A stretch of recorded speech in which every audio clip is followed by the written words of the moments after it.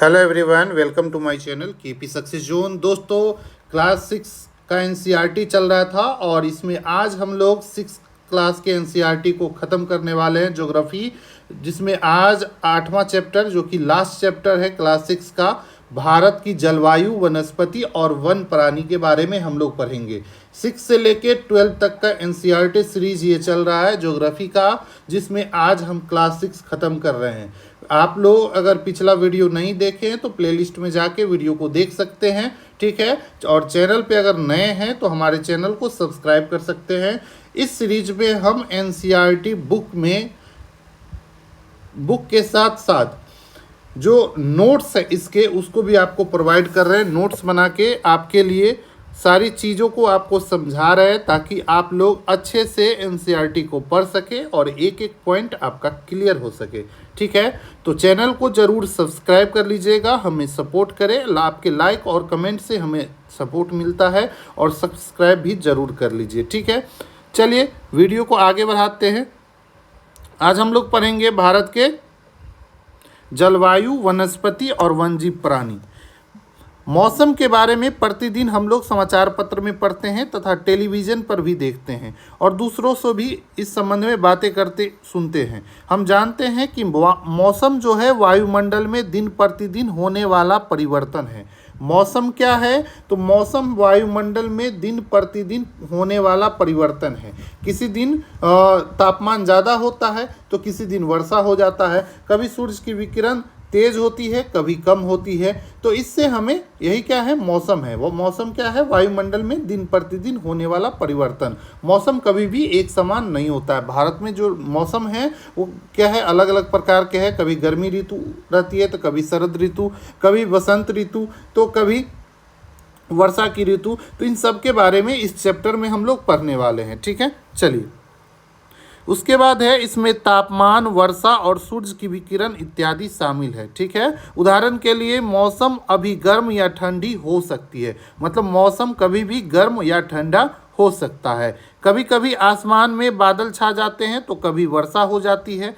आपने ध्यान दिया होगा कि बहुत दिनों तक मौसम गर्म रहता है तो आपको ऊनी वस्त्र पहनने की आवश्यकता नहीं पड़ती है। ऊनी वस्त्र कब पहनते हैं? ठीक है, जब हमको ठंडी लगती है। आप खाने पीने में ठंडे पदार्थ का पसंद करते हैं तो गर्मी के मौसम में। इसके विपरीत ऐसे ही दिन होते हैं जब आपको ऊनी वस्त्रों के बिना ठंड लगती है, मतलब अगर आप ऊनी वस्त्र न पहने तो आपको ठंड लगता है, और ऐसा तब होता है जब ठंडी और तेज हवाएं चलती है। गर्म चीज़ें खाना पसंद होता है इस समय में, ठीक है। तो सामान्यतः भारत में प्रमुख मौसम जो है वो 4 प्रकार के हैं।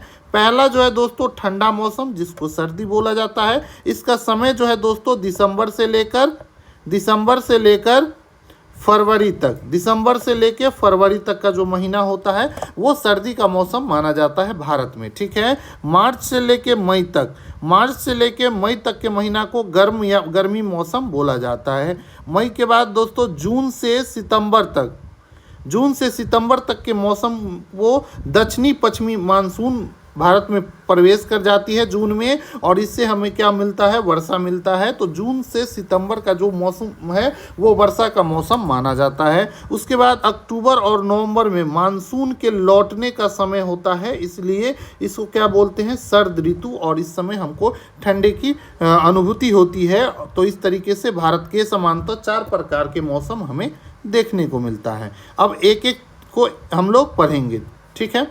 भारत में प्रमुख मौसम, तो सबसे पहले हम लोग पढ़ेंगे सर्दी को, ठीक है। सर्दी शीत ऋतु बोलते हैं। इसमें सूर्य की जो किरण होती है सीधी नहीं पड़ती है। सूर्य की किरण पृथ्वी पर सीधी नहीं पड़ती है, जिसके परिणाम स्वरूप उत्तर भारत का तापमान काफ़ी कम होता है, मतलब यहाँ पर ठंडी की अनुभूति होती है शीत ऋतु में। गर्मी ऋतु में क्या है? सूर्य की किरणें अधिकतर सीधी पड़ती है। कई बार दोपहर में बोलते हैं, हम लोग गाँव घर में सुने होंगे कि सूर्य क्या है, हमारे माथे पे आ गया है दोपहर के समय में। उस समय हमको क्या मिलेगा? धरती पर तापमान बहुत अधिक हो जाएगा, और गर्मी के दिन के समय गर्म और शुष्क पवन चलती है।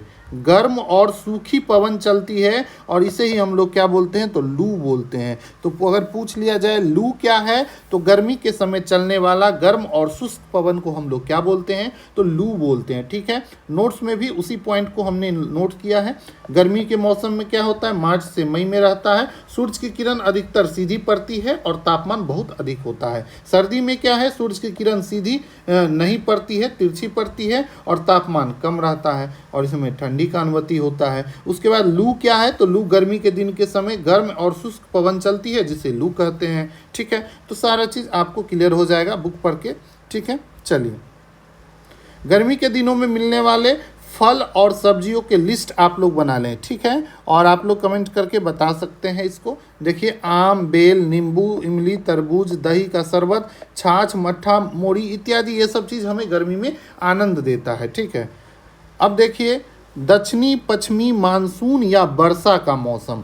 भारत में जो वर्षा होता है दोस्तों, दक्षिणी पश्चिमी मानसून के कारण ही होता है। ठीक है, ठीक है, और जून के महीने में मानसून जो है केरल के तट से, याद रखेंगे भारत का नक्शा कुछ इस तरीके के है और यहाँ पर केरल के तट से दोस्तों मानसून भारत में प्रवेश करती है और ये जून के फर्स्ट वीक में प्रवेश करती है। जून के कब पड़ती है, तो फर्स्ट वीक में प्रवेश करती है भारत में। और भारत में सबसे अधिक वर्षा जो पूछे किस मानसून से होता है, तो दक्षिणी पश्चिमी मानसून से होता है। इस समय क्या होता है, पवन जो है बंगाल की खाड़ी और अरब सागर में, अगर अरब सागर से स्थल की ओर बहती है। इसमें वर्षा मौसम में क्या होता है, पवन जो है दोस्तों बंगाल की खाड़ी और अरब सागर, आप लोग जानते हैं भारत के दोनों तरफ समुद्र है। ठीक है, इधर जो है दोस्तों बंगाल की खाड़ी है, बंगाल की खाड़ी है और इधर अरब सागर है। ठीक है,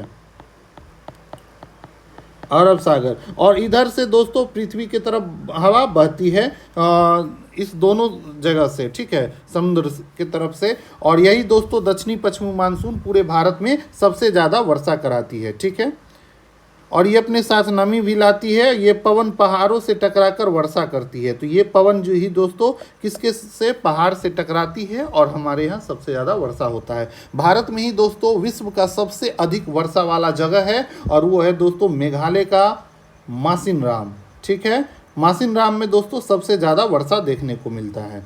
वर्षा ऋतु जून से लेकर सितंबर तक दक्षिणी पश्चिमी मानसून का मौसम इसको बोला जाता है। इस समय पवन बंगाल की खाड़ी से अरब सागर से स्थल की ओर बहती है और पहाड़ों से टकराती है, तब जाकर वर्षा होता है। ठीक है, तो आप लोग समझ गए वर्षा ऋतु में कैसे वर्षा होती है। अब देखिए अगला है शरद ऋतु। शरद ऋतु को दोस्तों मानसून के लौटने का मौसम भी बोला जाता है, तो इसको ध्यान रखेंगे। मानसून का आगमन किसको बोला जाता है, तो वर्षा ऋतु को मानसून का आगमन होता है और शरद ऋतु में मानसून लौट जाता है, इसे शरद ऋतु बोलते हैं। इस समय पवन स्थल भागों से लौटकर बंगाल की खाड़ी की ओर बहती है।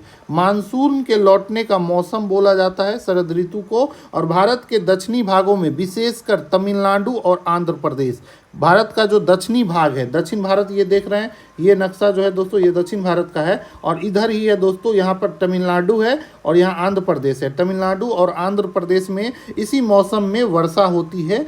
तो बोला जाता है कहाँ पर लौटती हुई मानसून से बारिश होता है, तो दक्षिण भारत के तमिलनाडु और आंध्र प्रदेश में। ठीक है, अब देखेंगे जलवायु क्या होता है।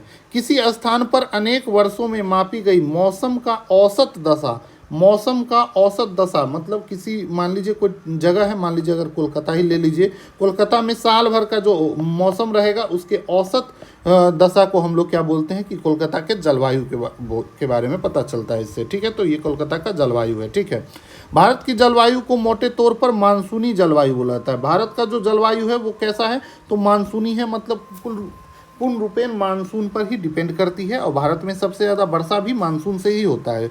मानसून शब्द की अरबी भाषा का शब्द है मानसून, इसका अर्थ होता है मौसम। ठीक है, और इसका अर्थ होता है मौसम। भारत की स्थिति जो है उष्ण कटिबंधीय है। अब देखिए पृथ्वी को जो बांटा गया था उष्ण कटिबंधीय, शीत कटिबंधीय, शीतोष्ण कटिबंधीय, उसके बारे में हम लोग एक पिछले वीडियो में आप लोग देखे होंगे। ठीक है, तो उसमें भारत की जो स्थिति है उष्ण कटिबंधीय है। ठीक है, और इसके कारण अधिकतर वर्षा जो होता है मानसूनी पवन से होता है। भारत में अधिकतर वर्षा किससे होता है, तो मानसूनी पवन से। और कौन मानसूनी पवन, तो दक्षिण पश्चिमी मानसूनी पवन। ठीक है, तो इसी से दोस्तों भारत में कृषि वर्षा, इसको कृषि वर्षा पर निर्भर है। भारत में जो कृषि है वो वर्षा पर निर्भर है और इससे हमें पर्याप्त वर्षा होता है तो और प्रचुर मात्रा में फसल का उत्पादन होता है। अगर वर्षा ज़्यादा होता है तो अच्छा होता है, तो प्रचुर मात्रा में फसल का भी उत्पादन होता है। इससे हम कह सकते हैं कि भारत में जो कृषि है पूर्ण रूपेण मानसून पे डिपेंड करती है। ठीक है, तो इसमें हम लोग पढ़ लिए, शरद ऋतु पढ़ लिए। शरद ऋतु में क्या होता है, पवन स्थल से बंगाल की खाड़ी की तरफ बहता है। ठीक है, इसे मानसून के लौटने का मौसम कहते हैं। और दो जगह याद रखेंगे, तमिलनाडु और आंध्र प्रदेश।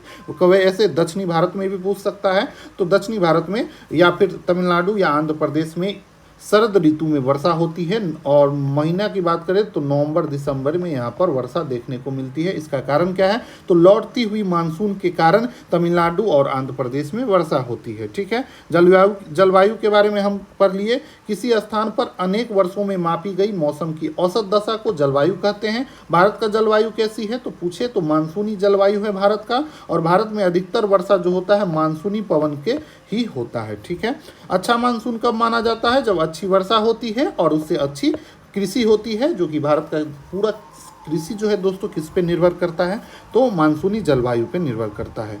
जलवायु किसी स्थान की स्थिति, उसका ऊंचाई, समुद्र से क्या दूरी है और उससे उच्चावच पर निर्भर करें, उसकी ऊंचाई कितनी है, इस चीज़ पर निर्भर करती है। तो पूछे जलवायु किस किस चीज़ पे डिपेंड करती है, तो किसी भी स्थान की जलवायु उसकी स्थिति मतलब उसका लोकेशन क्या है उस पर डिपेंड करेगा, उसका हाइट क्या है, समुद्र तल से उसकी ऊंचाई क्या है उस पर भी निर्भर करेगा, और समुद्र से उसकी दूरी क्या है उस पर भी निर्भर करता है। तो पूछ सकता है कि जलवायु किस पे डिपेंड करता है। ठीक है, तो इसको आप लोग जरूर ध्यान रखेंगे। चलिए आगे हम लोग पढ़ते हैं। किसी भी स्थान की जलवायु उसकी स्थिति, ऊंचाई, समुद्र से दूरी और उच्चावच पे निर्भर करती है। भारत की जलवायु में विभिन्नता देखने को मिलता है। भारत का जो जलवायु है उसमें विभिन्नता देखने को मिलता है। कहीं पे बहुत ज़्यादा वर्षा होता है तो कहीं सूखा से ग्रस्त हो रहता है। ठीक है, कहीं ठंडी पड़ती है और कहीं तो बिल्कुल हमेशा एक जैसा मौसम रहता है। तो सबके बारे में हम लोग पढ़ेंगे। जैसे जैसलमेर और बीकानेर जो है दोस्तों राजस्थान में स्थित है, और ये राजस्थान क्या है, गर्म प्रदेश है और यहाँ पर हमेशा गर्म स्थान है। कई बार तो इस जैसलमेर और बीकानेर में साल भर भी वर्षा नहीं होती है, कई वर्ष ऐसा भी देखने को मिलता है। लेकिन वहीं पे अगर जम्मू कश्मीर की बात करें तो जम्मू कश्मीर में के द्रास, जम्मू कश्मीर में एक जगह है द्रास और कारगिल, यहाँ दोस्तों बर्फीले ठंड पड़ता है। यहाँ पर क्या पड़ता है, बर्फीले ठंड पड़ता है। और हम लोग घूमने के लिए गर्मी जब बहुत ज़्यादा लगती है तो कश्मीर की तरफ कूच करते हैं, है कि नहीं। उसके बाद दोस्तों तटीय क्षेत्रों में समुद्र तट पर स्थित मुंबई और कोलकाता की जो जलवायु है वो मध्यम है, और यहाँ पर ना तो ज़्यादा ठंडी पड़ती है और ना ही ज़्यादा गर्मी पड़ती है। एक जैसा मौसम लगभग देखने को मिलता है कहाँ पर, मुंबई और कोलकाता। इसलिए बोला जाता है मुंबई और कोलकाता का जो जलवायु है वो क्या है, मध्यम है। ठीक है, उसके बाद वे न ही अधिक गर्म है न ही अधिक ठंडे हैं। समुद्र तट पर होने के कारण अधिक आर्द्र है, और ये समुद्र तट पर होने के कारण क्या है, यह स्थान बहुत ही आर्द्र है। विश्व में सबसे अधिक वर्षा, अब देखिए ये बताए थे कि विश्व का सबसे अधिक, भारत का ही नहीं दोस्तों, ये विश्व का सबसे अधिक वर्षा जो होता है भारत में मौसिन राम में होता है। कहाँ पे, तो मौसिन राम में होता है। जबकि किसी किसी वर्ष राजस्थान में इसके विपरीत बताया गया है कि राजस्थान के जैसलमेर में कई वर्ष तो ऐसा भी होता है कि वहाँ पर वर्षा ही नहीं होता है। और वहीं भारत का एक क्षेत्र है मासिन राम जहाँ विश्व का सबसे अधिक वर्षा होता है। ठीक है, चलिए अब प्राकृतिक वनस्पति के बारे में पढ़ेंगे। ठीक है, तो यहाँ तक हम लोग कंप्लीट कर लेते हैं। मुंबई और कोलकाता का जो जलवायु है वो कैसा है, मध्यम जलवायु है, ना तो ज़्यादा ठंडा पड़ता है ना तो ज़्यादा गर्मी पड़ती है। राजस्थान में कैसा, तो गर्म जलवायु, और यहाँ रेगिस्तान भी देखने को मिलता है, ऊँट यहाँ पे देखने को मिलेगा। श्रीनगर की बात करें तो यहाँ की जलवायु क्या है, सर्द जलवायु है, और विश्व में सर्वाधिक वर्षा मासिन राम मेघालय में होता है। ठीक है, तो इसको भी हम लोग ध्यान रखेंगे। अब चलिए हम लोग पढ़ेंगे प्राकृतिक वनस्पति क्या होता है। ठीक है, हम अपने चारों ओर विभिन्न प्रकार के पादप जीवन देखते हैं। हरे घास वाले मैदान में खेलना कितना अच्छा लगता है। कुछ पौधे छोटे जिनके झाड़ी कहा जाता है, जैसे कैक्टस और फूलों का पौधा, इसको झाड़ी की श्रेणी में रखा जाता है। इसके अतिरिक्त कुछ लंबे वृक्ष होते हैं जैसे नीम, आम, ये सब लंबे वृक्ष है। पत्तियों की मात्रा कुछ में बहुत कम होती है तो कुछ में, जैसे नारियल जिसमें पत्ती की मात्रा कम होती है। और घास झाड़ी पौधे जो कि बिना मनुष्य की सहायता से उपजते हैं उसको बोलते हैं प्राकृतिक वनस्पति। प्राकृतिक से प्रकृति का अर्थ ही होता है कि जिसमें मनुष्य का कोई सहयोग ना हो, तो वैसे पेड़ पौधे जो मनुष्य के बिना सहायता से उगते हैं या उपजते हैं उसको प्राकृतिक वनस्पति कहते हैं, जिसमें आपको आ जाता है घास, झाड़ी और पौधे। ये सबको देखो आपको लगाने की जरूरत नहीं पड़ती है, कहीं भी अपने आप झाड़ी उग जाता है। ठीक है, अलग अलग जलवायु में अलग अलग प्रकार की वनस्पति पाई जाती है, अलग अलग जलवायु में अलग प्रकार की वनस्पति पाई जाती है। अगर आप लोग कश्मीर में चले जाए तो वहाँ पे शंकुधारी वृक्ष देखने को मिलता है। वहीं बात करें मरुस्थलीय क्षेत्रों में जाए तो वहाँ पर आपको कांटेदार वृक्ष मिलते हैं, कैक्टस का पौधा देखने को मिलता है। तो ये हमारे देश में विविधता है कि जलवायु की विविधता है, जिसके कारण हमारे यहाँ पे सभी चीज़ों में विविधता देखने को मिलता है, चाहे जीव जंतु हो या पेड़ पौधे ही क्यों ना हो। ठीक है, वर्षा की मात्रा पर भी यह निर्भर करती है। ठीक है, तो पेड़ पौधे किस पे निर्भर करती है, तो जलवायु पे, जिसमें आप वर्षा की मात्रा हो जाए। अलग अलग ठंडे प्रदेश में अलग वन देखने को मिलता है। हमें वनों की आवश्यकता क्यों पड़ती है, वन की आवश्यकता क्यों पड़ती है, बहुत इंपॉर्टेंट है दोस्तों।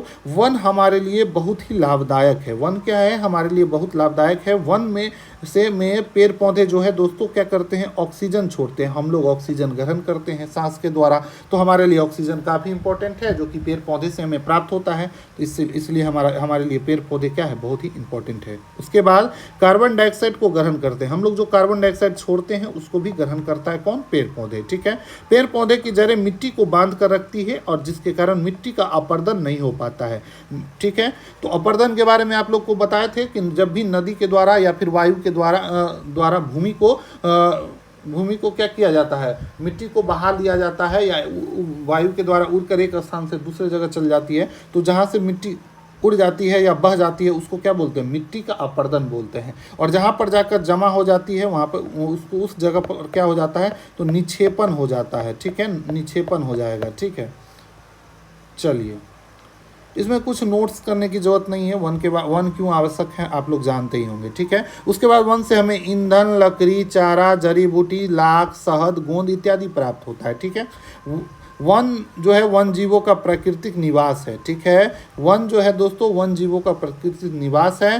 पेड़ों की अंधाधुंध कटाई के कारण भारी मात्रा में प्राकृतिक वनस्पतियां समाप्त होने के कगार पर आ गई है। इसलिए हमें पेड़ पौधे लगाना चाहिए, पेड़ पौधे का रक्षा करना चाहिए। उसके लिए हमें विभिन्न प्रकार के वृक्षारोपण कार्यक्रम चलाना चाहिए, या फिर वन महोत्सव मनाकर अधिक से अधिक लोगों को पेड़ पौधे की तरफ क्या करना चाहिए, आकृष्ट करना चाहिए कि आप लोग पेड़ पौधे लगाएं, और इससे हमें ही फायदा होता है। ठीक है, चलिए यहाँ तक हम लोग पढ़ लिए। अब हम लोग पढ़ेंगे वन प्राणी। वन विभिन्न प्रकार के वन जीवों का निवास होता है। वन में बहुत प्रकार के वन जीव निवास करते हैं। जंतु जो हजारों प्रजातियां हैं, बड़ी संख्या में विभिन्न प्रकार के सरीसृप हो गए, उभयचर हो गए, पक्षी हो गया, स्तनधारी, कीट, कृमि, इस सभी का निवास स्थान होता है।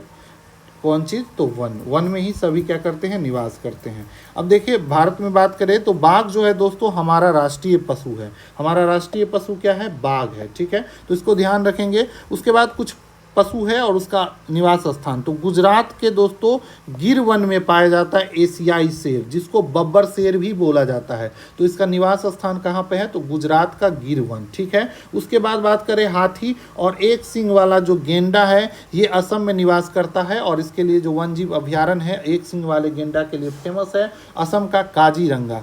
ठीक है, और हाथी जो है मानस राष्ट्रीय उद्यान असम में वहाँ पर देखने को मिलता है।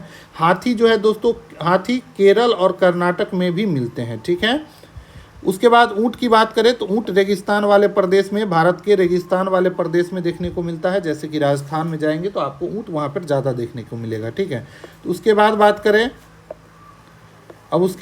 करें आगे है जंगली गधा। इसको भी ध्यान रखें, जंगली गधा देखने को मिलता है कच्छ के रण में। कच्छ का रण कहाँ पे है, तो गुजरात में है। ठीक है, जंगली बकरी, हिम तेंदुआ, भालू, ये सब हिमालय के क्षेत्र में देखने को मिलता है। बर्फीली जगह पर हिम तेंदुआ देखने को मिलता है। ठीक है, इसके अलावा बहुत सारे प्राणी जैसे बंदर, सियार, भेड़िया, नीलगाय, ये सब चीज़ हमारे देश में पाए जाते हैं। ठीक है, भारत में जीव जंतु के अलावा भारत में पक्षियों की भी एक ऐसी ही प्रचुरता देखने को मिलती है। मोर जो है दोस्तों भारत का राष्ट्रीय पक्षी है। ठीक है, उसके बाद भारत में पक्षी, तोता, मैना, कबूतर, बहुत तरह के पक्षी आपको देखने को मिलता है। बहुत सारे राष्ट्रीय पक्षी उद्यान भी है, जैसे सलीम अली राष्ट्रीय उद्यान जो कि आपको राजस्थान में देखने को मिलता है। ये भी दोस्तों क्या है, एक पक्षी उद्यान ही है। ठीक है, हैं, ये पक्षियों को उसका प्राकृतिक निवास प्रदान करते हैं और उसे शिकारियों से पक्षियों को रक्षा करते हैं, ठीक है, इसलिए पक्षी अभ्यारण्य बनाया गया है। भारत में सांपों की सैकड़ों प्रजाति पाई जाती है, भारत में सांपों के भी सैकड़ों प्रजाति पाए जाते हैं, ठीक है, और जिसमें कोबरा और करेत जो है दोस्तों भारत में पाए जाने में सबसे प्रमुख क्या है, सांप है, ठीक है।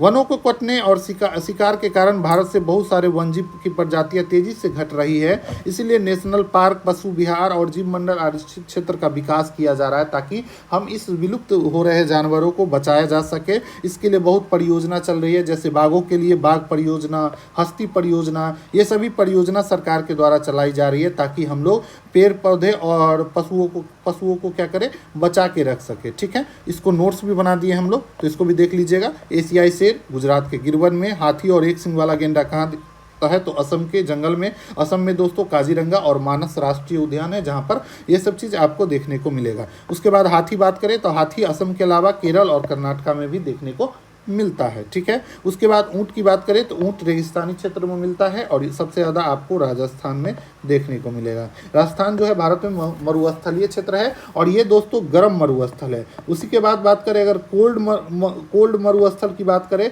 तो भारत में लद्दाख जो है दोस्तों कोल्ड मरुस्थल के अंतर्गत आता है, ठीक है।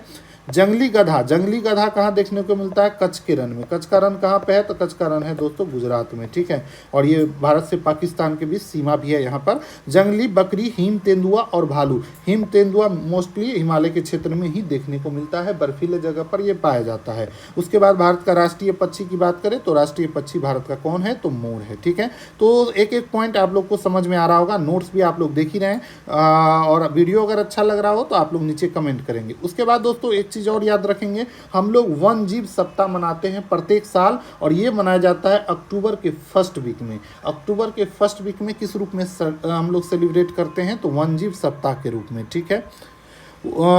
ठीक है, तो इसके बारे में देखेंगे। वन जीव के संरक्षण में अपना हाथ बटा सकते हैं, बताए हैं आप लोगों को। इसके लिए हम लोग हड्डी, सींग और पंख के बने पदार्थों को न खरीदे। ये सभी जो है दोस्तों जंगली जीवों को मारकर उससे पंख निकालकर, हड्डी निकालकर उससे ही क्या बनाया जाता है, चीज़ें बनाकर बेचा जाता है। तो हम लोग अगर उस चीज़ को न खरीदें तो इससे हम लोग क्या कर सकते हैं, कहीं ना कहीं परोक्ष रूप से वन जीव को बचा रहे हैं, ठीक है। अब हम लोग देखेंगे प्रवासी पक्षी। क्या होता है प्रवासी पक्षी? प्रवासी पक्षी मतलब कुछ पक्षी ऐसे होते हैं जो सर्दी के मौसम में हमारे देश में आते हैं बहुत बहुत दूर से। जैसे कि छोटा लिटिल स्टिंग जो है दोस्तों, ये मात्र 15 ग्राम का पक्षी है, लेकिन ये आर्कटिक प्रदेश से 8000 किलोमीटर की दूरी तय करके सर्दी के मौसम में हमारे यहाँ आती है और ये देखने को मिलता है। तो बहुत तरह के प्रवासी पक्षी जो है दोस्तों सर्दी में भारत आते हैं, जिसमें से जिसका नाम है पिंटेल बत्तख, करलिए, फ्लेमिंगो, आर्ट्सपे, लिटिल स्टिंट, ये सभी दोस्तों प्रवासी पक्षी है जो भारत में सर्दी के मौसम में आती है, ठीक है। जिसमें सबसे छोटी जो है दोस्तों लिटिल स्टिंट है, इसका वजन मात्र 15 ग्राम है, लेकिन ये 800 किलोमीटर से 8000 किलोमीटर से आर्कटिक प्रदेश से भारत आते हैं, ठीक है।